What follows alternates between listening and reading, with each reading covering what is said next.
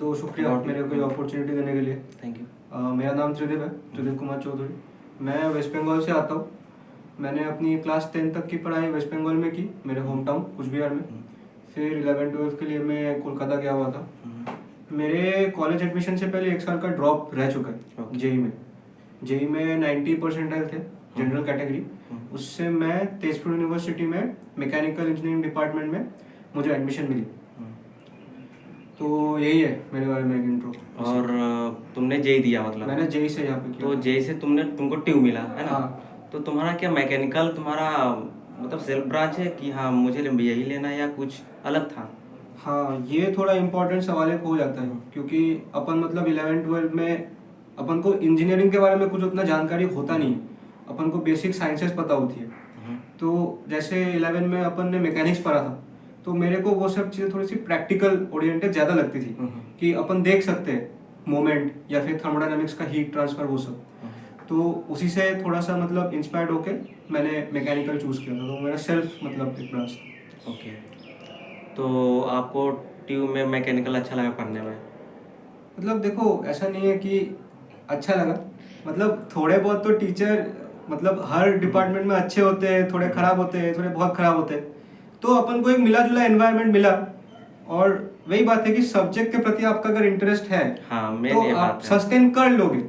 और इंजीनियरिंग काफी प्यारा सब्जेक्ट है, आपको प्रैक्टिकली चीजें दिखने को मिलती है, सीखने को मिलती है काफी कुछ। तो वही बात है। तो थोड़ा ये बताइए कि आपने यहाँ पे एमई में एडमिशन लिया मैकेनिकल इंजीनियरिंग में, तो आपका डिपार्टमेंट कैसा है, इंफ्रास्ट्रक्चर पढ़ाई कैसा होता है, थोड़ा ये बता दीजिए। तो जैसे मेरे डिपार्टमेंट में जितने भी प्रोफेसर लोग हैं, सब लोग आईआईटी से, उन लोगों का पीएचडी एमटेक ये ऐसा है उन लोगों का बैकग्राउंड। और सब लोग मतलब रिसर्च फील्ड में मतलब काफ़ी अच्छा मतलब वो लोग काम कर रहे हैं। काफ़ी सारे प्रोफेसर्स को डीआरडीओ से बकायदा फंडिंग भी आती है। तो जो लोग भी यहाँ पे ज्वाइन करने का सोच रहे हैं, तो आप लोग उनके अंडर प्रोजेक्ट्स कर सकते हैं। तो वो आपको सीवी में एक मतलब एडिशनल हेल्प मिलेगा।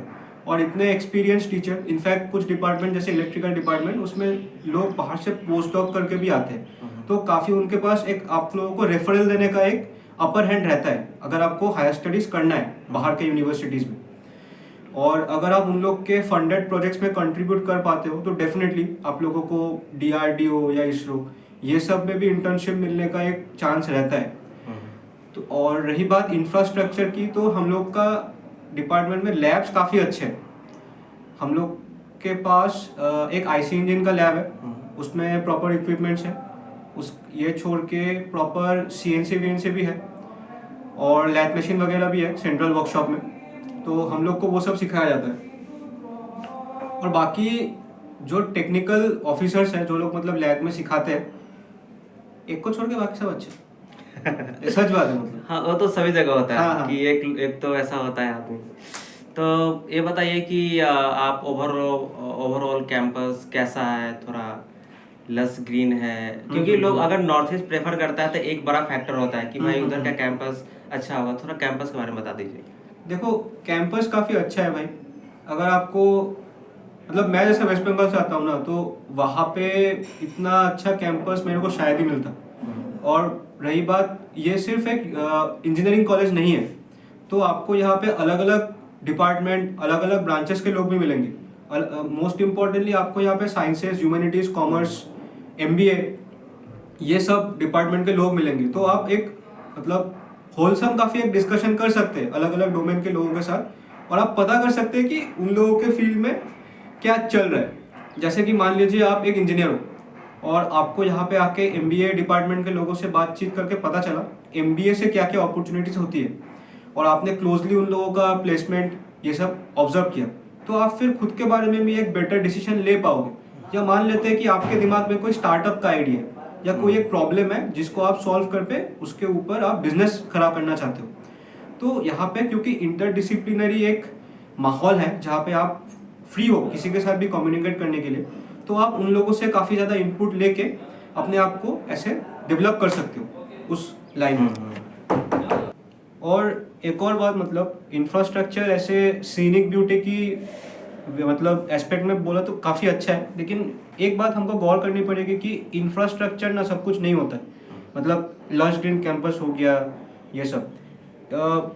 माहौल कैसा है कैंपस का, मेरे हिसाब से वो ज़्यादा मैटर करता है देन दी विजुअल जो तुमको दिखता है, समझ रहे हो?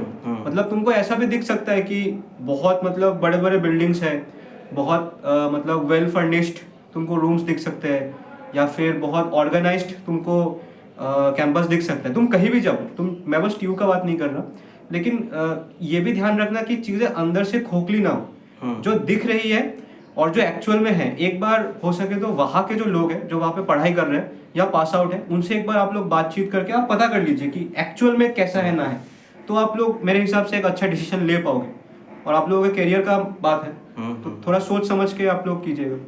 क्योंकि अगर आप कॉलेज देखते हैं, अगर आप इंफ्रास्ट्रक्चर देखते हैं, कैंपस देखते हैं, तो फिर आपको थोड़ा पढ़ाई से कॉम्प्रोमाइज करना पड़ेगा जी, अगर आप जी, टीयर 3 की तरफ आते हैं तो। हम्म। क्योंकि अगर आप मान लीजिए कि आपको कोई आईआईटी मिल रहा है, ठीक है, और ब्रांच लोअर है, तो आप जा सकते हो उसके लिए। अब एक आईटी का टैग मिलेगा, वो अलग बात ही होता है। हाँ हाँ। तो ये सब थोड़ा देख के, तो आप आपका प्लेसमेंट हुआ है, थोड़ा जी। बताइए कि कहाँ पे हुआ है, क्या कंपनी का क्या नाम है, लाइक। मेरे को मैं 8 सेमेस्टर में प्लेस्ड हुआ था। कंपनी यहाँ पे 6 सेमेस्टर में आ जाती है पीपीओ देने के लिए। पीपीओ मतलब प्री प्लेसमेंट ऑफर। आप लोग उस कंपनी में इंटर्नशिप कीजिए, अगर आपका परफॉर्मेंस कंपनी को अच्छी लगती है तो कंपनी आपको डायरेक्टली अब्जॉर्ब कर लेगी। और उसके बाद 7 सेमेस्टर में कुछ कंपनी आई थी, मेरा भले कि कंपनी में नहीं हुआ था 7 सेमेस्टर में, तो फिर मैं लास्ट तक लगा रहा।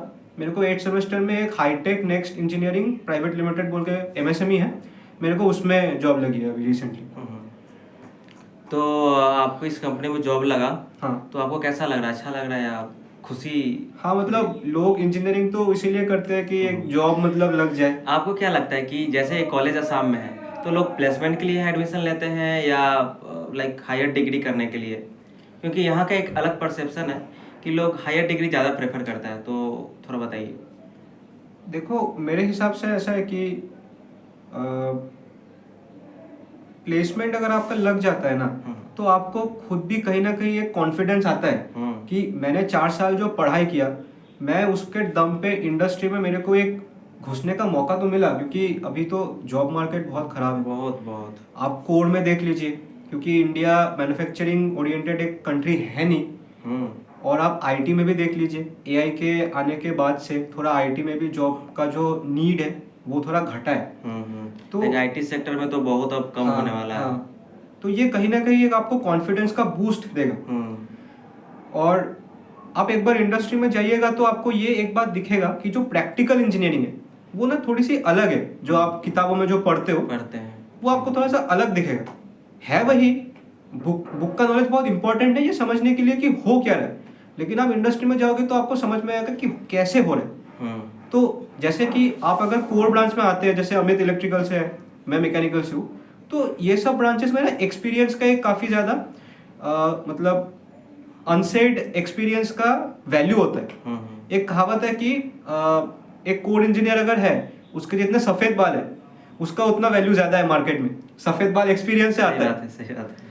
तो अगर मेरे हिसाब से आप लोग डिग्री के बाद जॉब में थोड़ा बहुत एक्सपीरियंस ले लेते हो तो आप लोगों को थोड़ा क्लैरिटी आएगी कि इंजीनियरिंग हो कैसे रही है एक्चुअल में, रियल लाइफ एप्लीकेशन में। इसके बाद अगर आप लोगों को हायर स्टडीज़ करने का इच्छा है, जो कि बहुत अच्छी बात है, हायर स्टडीज़ करनी भी चाहिए। R&D में जितना ज़्यादा हम लोग अभी इन्वेस्ट करेंगे, हम लोग जितना ज़्यादा आउटपुट देंगे, उतना ज़्यादा मतलब बेनिफिट होगा एवरी सेक्टर में। उसके बाद आप लोगों को हायर स्टडीज़ करनी है तो आप कीजिए। मेरे हिसाब से आप इंडस्ट्री में थोड़ा टाइम बिताओगे ना, तो आप लोगों को खुद भी समझ में आएगा कि हायर स्टडीज़ कौन से डोमेन में आपको करनी है। क्योंकि हायर स्टडीज़ में ऐसा होता है कि चीज़ें ना काफ़ी नैरो डाउन हो जाती है। जैसे कि आपने पहले साइंस पढ़ा, साइंस में आपने फिजिक्स भी पढ़ा, केमिस्ट्री भी पढ़ा, आपने बायोलॉजी भी शायद कोई कोई लोगों ने पढ़ा, लेकिन अभी आप लोग इंजीनियरिंग में आओगे तो आप फिजिक्स ही मेजरली एक्सप्लॉइट करोगे। अगर आप इलेक्ट्रिकल या मैकेनिकल ब्रांच की बात कर रहे हो, किसी ना किसी फॉर्म में जो आपने 12 में फिजिक्स पढ़ा है ना, वो आपको मतलब दिखेगा कि उसका एप्लीकेशन क्या हो रहा है ना अमित भाई? तो फिर आपने जो इंजीनियरिंग की, इसमें भी आपको कुछ नए नए सब्जेक्ट्स मिलेंगे, आपको उसका फिर एक दिखेगा कि काफ़ी ज़्यादा कॉम्प्रेस करके उसका क्या एप्लीकेशन हो रहा है। तो ये मेरा ओपिनियन है। तो ठीक है, आप ये बताइए कि आप प्लेसमेंट का तैयारी कैसे किए थे, लाइक कोई प्लेटफॉर्म, वो थोड़ा बताइए। देखो आप लोग और कब अगर से तैयारी किए थे? आप लोग अगर बीटेक का सेकेंड सेमेस्टर से थोड़ा थोड़ा जो आपका क्लास में पढ़ाया जाए उसको आप लोग ध्यान में रखते हुए चलोगे ना, तो पहली बात आपका सेमेस्टर एग्जाम में भी हेल्प होगा, क्योंकि टीयू ना ऑटोनोमस कॉलेज है। तो यहाँ पे जो क्लासरूम में टीचर लोग पढ़ाते हैं वो लोग उसी से क्वेश्चन पूछते हैं। अगर आप लोग किसी और कॉलेज में जाते हो, मैं IIT NIT का बात नहीं कर रहा, वो सब ऑटोनोमस होते हैं। आप लोग किसी अगर यूनिवर्सिटी के अंदर कोई कॉलेज लेते हो, जैसे वेस्ट बंगाल से जो लोग अगर देख रहे हैं तो उन लोग को पता होगा कि एक कॉलेज होता है, सॉरी एक बॉडी होती है मॉकआउट नाम की, मौलाना अब्दुल कलाम, वो एक होता है, वो उसके अंदर काफ़ी सारे कॉलेजेस हैं। तो वहाँ पे आप कॉलेज में कुछ और पढ़ रहे हैं लेकिन मॉकआउट अलग एक पेपर सेट करता है। यहाँ पे वो नहीं होता, यहाँ पे टीचर ने क्लास में जो पढ़ाया उसी कॉन्सेप्ट के ऊपर बेस्ड होकर सवाल आना है। तो पहली बात तो आपका सेमेस्टर में हेल्प हो रहा है, सेमेस्टर में हेल्प हो रहा है तो आपका GPA बढ़ेगा, GPA बढ़ेगा तो कॉन्फिडेंस बढ़ेगा। तो थोड़ा थोड़ा करोगे तो आपका गेट में भी हेल्प होगा। और देखो इंटरव्यू में HR को छोड़ के बाकी जितना भी क्वेश्चन पूछता है कोर का, वो सब आप लोग थोड़ा थोड़ा करके मतलब क्लास में ध्यान दोगे तो वो सब आप लोग आंसर कर पाओगे आराम से। यहाँ पे पढ़ाया अच्छा ही जाता है, स्टैंडर्ड मेंटेन होता है। तो आप क्या बोलना चाहेंगे कि शुरू से जीपीए मेंटेन करना चाहिए या नहीं करना हाँ चाहिए? हाँ, देखो GPA ऐसा भी नहीं कि आप लोग बहुत हाई GPA ला दो, उसका भी ज़्यादा कुछ मतलब फ़ायदा है नहीं, क्योंकि अल्टीमेटली थोड़ा प्रैक्टिकल ओरिएंटेड आप लोग पढ़ाई करोगे, स्किल्स पे काम करोगे, सॉफ्टवेयर सीखोगे और अच्छे प्रोजेक्ट्स करोगे इंटर्नशिप करोगे, तो वो चीज़ आपको कहीं ना कहीं ज़्यादा रिवॉर्ड देंगी देन अ हाई GPA। मैंने अपने डिपार्टमेंट और क्लास में भी देखे हैं लोग जिनका CGPA मेरे से भी हाई है, लेकिन अल्टीमेटली ना उन लोगों का जो स्किल है, उन लोगों ने जो इंटर्नशिप किया, उन लोगों को उस चीज़ के बेसिस पे एडवांटेज मिली, ना कि उनका GPA के बेसिस पे। इनफैक्ट कई ऐसे भी लोग हैं, ऑल्दो GPA मतलब एक क्राइटेरिया नहीं होता है किसी को भी मतलब कोई भी फर्स्ट या सेकेंड पोजीशन देने में। कुछ लोग हैं उन लोगों का GPA थोड़ा कम है लेकिन उन लोग का स्किल बहुत अच्छा है, तो उन लोग ने ज़्यादा बेटर परफॉर्म किया हम लोग के कंपैरिजन में when it comes to getting a job. तो आप ये बताइए कि कौन सा प्लेटफॉर्म यूज़ किए थे, लाइक जो इंटरव्यू में या जो टेस्ट होता है, एप्टी टेस्ट होता है, इंग्लिश का होता है, तो ये आपने कहाँ से किया था? शॉर्ट में थोड़ा बताइएगा। मैंने फिजिक्स वाला यूज़ किया था, मैंने उसका पेड कोर्स ले रखा था, तो मैंने वहाँ से पढ़ाई की थी, सेमेस्टर के लिए भी और एप्टीट्यूड के लिए भी। तो आप गेट का तैयारी कर रहे थे? हाँ, मैंने गेट का तैयारी की है। तो आपको हेल्प हो गया वहाँ से थोड़ा? हाँ, मुझे हेल्प हुआ काफ़ी। हाँ, तो ये बताइए कि वो वहाँ वो क्वेश्चन कैसा होता है, वहाँ का माहौल कैसा होता है? क्योंकि अगर आप एक क्वेश्चन रूम पे बनाते हैं और वही क्वेश्चन आप सेंटर में बनाते हैं तो थोड़ा सा ऐसा लगता है कि भाई ये तो नया लग रहा है। तो ये बताइए कि कैसे करना है, उस चीज़ को कैसे ओवरकम करना है? देखिए क्वेश्चन आपको हो सकता है कि कुछ अलग सा मिल जाए, लेकिन देखिए कॉन्सेप्ट्स तो लिमिटेड है। जो जिन लोगों ने मतलब जेई का तैयारी भी किया है, फॉर्मूलाज तो देखो वही रहता है दोस्तों, बस आपको ये पता होना चाहिए कि उसको अप्लाई कैसे करना है एक एग्जाम टेम्परामेंट में। तो आप जितना ज़्यादा हो सकता है आप टेस्ट लगाइए, आप लोग रिवीजन कीजिए, तो आप ज़्यादा जल्दी सोच पाओगे। तो ये आप कितना दिन पहले किए थे? लाइक ये तो लास्ट ईयर में होने लगता है। तो ये आप थर्ड ईयर से कर रहे थे या लास्ट ईयर में ही स्टार्ट किए? मेरा जब प्लेसमेंट सीजन स्टार्ट हुआ तो मेरे जो पास आउट सीनियर्स हैं, तो मैंने पहले तो उन लोगों से बात की कि भैया आप लोगों के टाइम पे कैसा कैसा सवाल आया था, तो मेरे को वहाँ से एक इनपुट मिला। उसके बाद मैंने यूट्यूब पे काफ़ी सारे वीडियोस देखे, आप लोगों को मिल जाएगा GD या PI का वीडियोस, तो मैंने फिर वहाँ से देख देख के प्लेसमेंट के 1-2 हफ्ता पहले से फिर करना स्टार्ट किया। तो थोड़ा खुद से भी प्रैक्टिस किया, तो दोस्तों के सामने, तो उससे थोड़ा हेल्प हुआ मेरे को, कांस्टेंट फीडबैक से खुद को मतलब इम्प्रूव किया। ये बताइए आप कि आप जब एडमिशन लिए थे तो आप कुछ अलग सोच के आए थे कि हाँ मैं गवर्नमेंट जॉब करूँगा या प्राइवेट करूँगा या कोई बड़ा सा ऑर्गेनाइजेशन में जाऊँगा, और उसके बाद यहाँ आने के बाद कुछ और पता लगता है, तो ये थोड़ा रियलिटी जो है वो बताइए व्यूअर्स को। मैं ये सोच के आया था कि मेरे को गेट करके PSU में जानी, क्योंकि PSU काफ़ी एक स्टेबल आपको लाइफ देती है when it comes to income. तो फिर इसलिए ये मोटिवेशन था मतलब कोर ब्रांच चूज करने का और गेट भी लिखने का, क्योंकि कोड में ज़्यादा अपॉर्चुनिटीज़ होती है पब्लिक PSU की। फिर यहाँ के थोड़ा प्लेसमेंट का भी एक्सप्लोर किया, क्योंकि अपॉर्चुनिटी मिल रहा था अपन को प्लेसमेंट का देखो ऐसा है कि पिछले साल के पहले तक काफ़ी सारी कंपनियां आ रही थी, लेकिन क्योंकि अभी थोड़ा रिसेशन की ओर हम लोग बढ़ रहे हैं, कोड में उतना जॉब है नहीं, तो फिर हम लोग के ईयर में ना चीज़ें थोड़ी अदर वे अराउंड टर्न हो गई, तो things did not go as planned, जैसा सोचा था। तो फिर गेट भी उतना अच्छा गया नहीं इस बार मेरा, क्योंकि लास्ट सेमेस्टर थोड़ा प्रोजेक्ट का थोड़ा प्रेशर हो गया था, मेरे से उतना हुआ नहीं। तो लास्ट में फिर कैंपस प्लेसमेंट ले लिया। वरना लेकिन 2 साल पहले मतलब काफ़ी अच्छा, स्टैटिस्टिकली भी बात करें तो काफ़ी अच्छा माहौल था। इस साल उतना मतलब मेरे हिसाब से अभी तक कुछ हुआ नहीं। तो आपको क्या लगता है कि आप जो व्यूवर्स हैं उनको क्या बताना चाहते हैं कि क्या कोई भी कॉलेज हमें जो नॉर्थ ईस्ट में है, लाइक बहुत सारा नॉर्थ ईस्ट में कॉलेज है, TU एक कॉलेज है, फिर से एक नियरेस्ट है, तो आपको क्या लगता है कि नॉर्थ ईस्ट में आना है तो क्या एक कैंपस देख के आना है, प्लेसमेंट देख के आना है, या हायर डिग्री देख के आना है? देखिए, अगर आप लोगों का ये एम है ना कि आप लोगों को एक मतलब डिग्री के बाद जॉब में घुसना ही घुसना है, तो फिर मेरे हिसाब से आप लोग ये देख के आइए जो कॉलेज है उसकी लोकेशन का है। जैसे कि अगर कोई कॉलेज है वो मेन सिटी से काफ़ी दूर है, तो कंपनी वहाँ पे आने से थोड़ी ना रिस्ट्रेन करेगी, खुद को थोड़ी सी रोकेगी, क्योंकि ट्रांसपोर्टेशन, लॉजिस्टिक्स, ये सब का एक बड़ा मतलब बात आ जाता है। हाँ, बहुत बड़ा बात कोई है। ये नहीं चाहता कि मतलब उन लोग को इतना ट्रैवल करना पड़े फॉर रिक्रूटमेंट प्रोसेस। अगर कोई कॉलेज गुवाहाटी के एकदम बीचों बीच है, तो कंपनी ज़्यादा प्रेफर करेगी वहाँ पे जाने के लिए, क्योंकि लाइक असम कनेक्टिविटी। यूनिवर्सिटी जो है, कि अगर जो कॉलेज जो PSU अगर गुवाहाटी में आ रहा है, गुवाहाटी IIT गुवाहाटी आ रहा है, वो असम यूनिवर्सिटी जाएगा। हाँ। लेकिन वो यहाँ आने में थोड़ा सा हिचकिचा सकता है, क्योंकि कनेक्टिविटी का एक बात होता है, थोड़ा सा ये मतलब दूर हो जाता है। तो आप लोग वो एक चीज़ अच्छे से देखिए। और ये हम लोग बस अपने कॉलेज के बारे में नहीं बोल रहे, ये एक जनरल बात है, ताकि जो भी आप लोग डिसीजन ले, आप लोग ये सब पॉइंट्स को दिमाग में रखें। और अगर आपका ऐसा है कि आपको थोड़ा हायर स्टडीज़ की तरफ अभी से इंटरेस्ट है, आपको PhD करनी है, आपको MTech करनी है, रिसर्च में जाना है, तो मैं आपको सजेस्ट करूंगा कि आप लोग यहाँ पे ज़रूर आइए। यहाँ पे प्रोफेसर्स लोग हेल्पफुल है, वो लोग आपको अच्छे से गाइड करेंगे, और वो लोग पढ़ाते भी अच्छे हैं। ऐसा नहीं कि मतलब स्टैंडर्ड फॉलो नहीं होता है, स्टैंडर्ड फॉलो होता है। आप लोग टीचर लोगों का प्रोफाइल भी देखोगे तो भाई वो लोग बहुत क्रेडिबल जगह से, उन लोगों ने बहुत मतलब अच्छा उन्होंने काम किया है। आप लोग उन लोगों का रिसर्च प्रोफाइल देखिए, बहुत अच्छा काम है। तो आप थोड़ा सा ये बता दीजिए कि यहाँ का प्लेसमेंट सिनेरियो कैसा है, थोड़ा सा। तो प्लेसमेंट होता है, और आप लोग वेबसाइट चेक कर सकते हो, वहाँ पे आपको प्रॉपर स्टैटिस्टिक्स मिल जाएगा, कौन सी कंपनी आती है, कितने लोगों को उठाती है। मैकेनिकल की बात करें तो कंपनी जैसे L&T आती है, आर्मस्ट्रॉन्ग आती है, उसके बाद आपकी ऑयल इंडिया आती है, एक PSU है। अगर आप डिपार्टमेंट के टॉप 5 में हैं तो आपको वहाँ पे बैठने का मौका मिलेगा।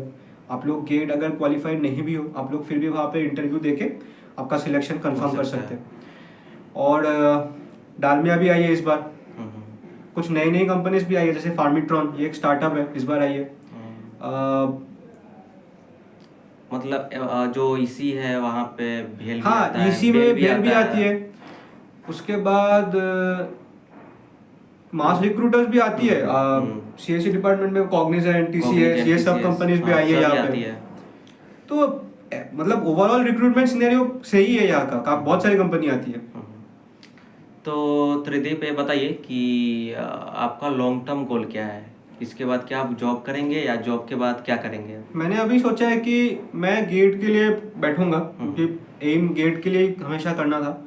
तो मैं अभी हायर स्टडीज परस्यू करना चाहता हूँ, तो गेट के बेसिस पे जो भी मेरे को बेस्ट ऑप्शन मिलता है मैं वो कंटिन्यू करूँगा। ओके, तो फाइनली आप एक कॉलेज का थोड़ा फीडबैक दे दीजिए कि ये कॉलेज कैसा है, प्लेसमेंट कैसा है, कितना रेटिंग देना चाहेंगे?